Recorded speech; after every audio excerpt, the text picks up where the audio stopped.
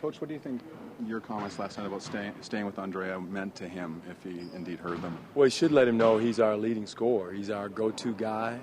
He just scored, had one of the best nights of his career the night before. In a one-possession game, you looking for a three-point shot.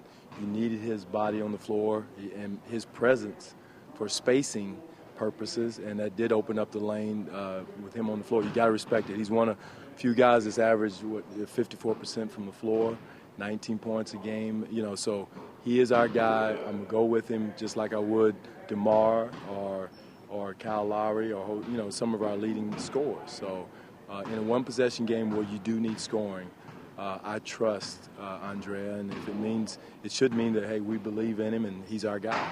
With, often the criticism of Andrea is he doesn't do the other things, and it seemed like last night he was. So would it have sent a bit of a strange message to him after you harp on these things? There's no question, Eric. That at my point exactly. If he hadn't have been defending Duncan the way he had, our best defender, he had length on Duncan. It bothered him to a certain extent.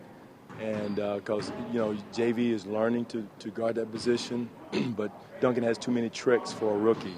But JV was a good experience for him when he was on.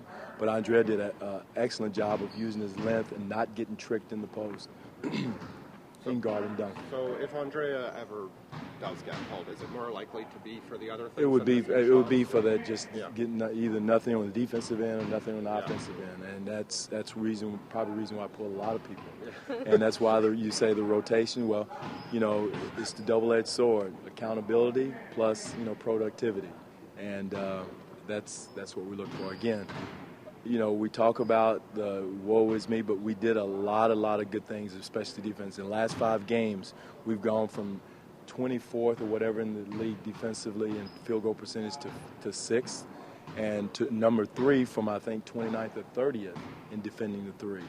So our defense is improving. Again, the same old message. We've got to turn the page and learn how to close out games when we have the advantage. Know in what situations when to roll them, when to hold them, when to set screens, how to set screens. Because when a team like San Antonio turns it up, it's at a different level. And, we've got to learn to do that. A couple of inbounds plays yesterday. You got to execute those. You got to know that they're going to try to bust 2 screens. That means you got to be more attention to detail, make solid screens, and not let that guy get through that screen and bust through it. So those attention to detail situations and the multiple one-possession games that we've had are crucially important.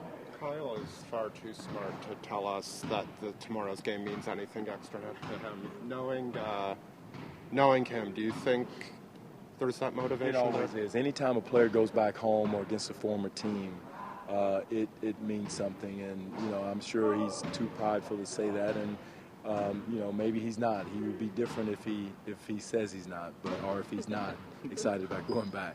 But we don't make a big deal about it. We hope he just produces and plays the way he's capable, whether we're playing against Houston, Memphis, or Phoenix. It doesn't matter. So, but most players do get excited when they go back to play against their former team. With that defensive improvement you were talking about, have you, over that game, those 5 games, have you seen that development of that stopper? That has somebody sort of emerged as that guy? It's been more of a team thing. Yeah. More guys are in their positions better, quicker than they have been, better tags. We still can improve on that on the rollers.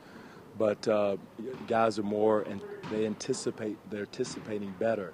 Now, where before they were thinking, okay, do I go over here? Do I guard this situation? Now it's more reactive more so than it is thinking the defensive end of the game. Do you have that stopper guy? Is he here yet, or has he found that? Well, he's developing. I mean, we have a good team defensive foundation. To say one guy, putting one guy on one guy and say, hey, get a stop, it's hard to do.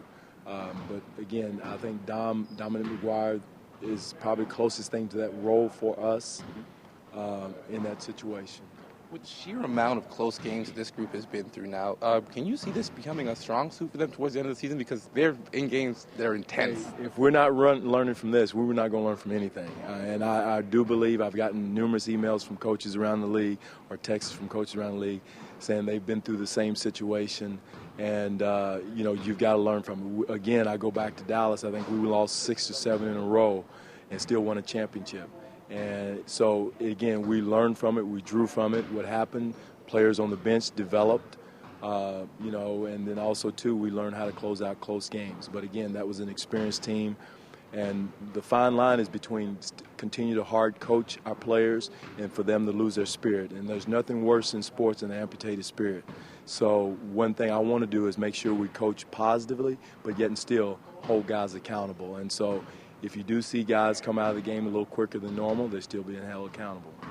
You talked about being outworked on the boards in Detroit, the offensive rebounds. It looked like there was a bounce back yesterday. What was the difference that you saw there? Also that, rebounding, and also screening.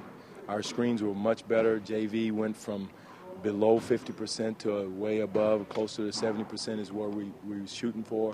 He did a much better job. He got called for a couple of screens that, again, you could say were questionable. I don't know, but again, we did a much better job of screening.